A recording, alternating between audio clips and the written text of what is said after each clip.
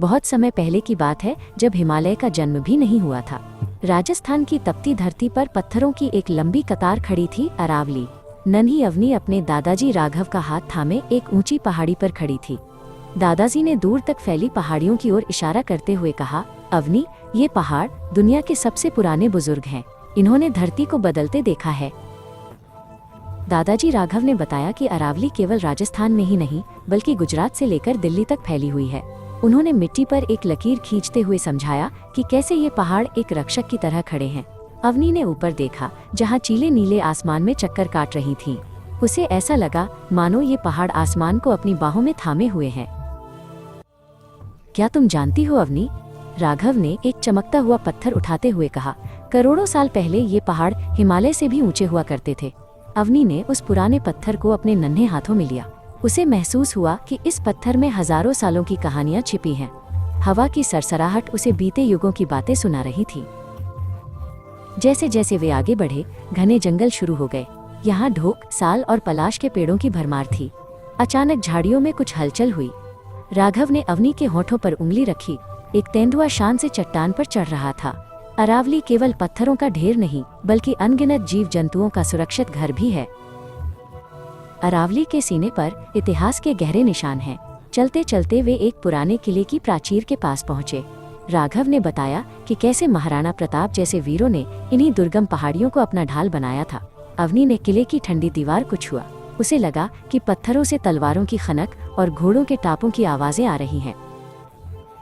अगर ये पहाड़ न होते तो थार का रेगिस्तान अब तक दिल्ली को निगल चुका होता, राघव ने एक ढलान पर रुकते हुए कहा।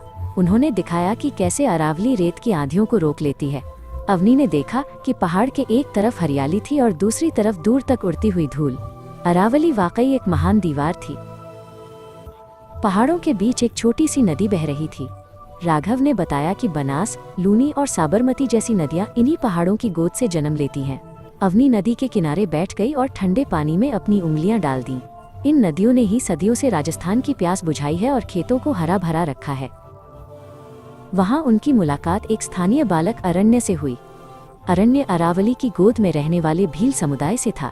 उसने अवनी को एक खास पेड़ दिखाया जिससे शहद निकलता था। अरण्य ने बताया कि पहाड़ उन्हें फल, लकड़ी और दवाइयाँ देते हैं। अवनी को समझ आया कि इंसान और प्रकृति यहाँ एक दूसरे के पूरक हैं। लेकिन सब कुछ इतना सुंदर नहीं था। राघव का चेहरा अचानक गंभीर हो गया जब उन्होंने एक कटे हुए पहाड़ को देखा। खनन और बढ़ते शहरों ने हमारे इन बुजुर्गों को जख्मी कर दिया है अवनी। मशीनों के शोर ने पहाड़ों की शांति भंग कर दी थी। अवनी की आंखों में दुख था। उसे अपने इन पुराने दोस्तों की फिक्र होने लगी। हम इन्हें कैसे बचा सकते हैं दादाजी? अवनी ने पूछा। तभी अरण्य एक छोटा सा पौधा लेकर आया। राघव, अवनी और अरण्य ने मिलकर उस नन्हे पौधे को पहाड़ की ढलान पर रोपा। राघव ने कहा, अगर हर कोई एक पेड़ लगाए और इन पहाड़ों का सम्मान करे तो अरावली फिर से मुस्कुरा उठेगी।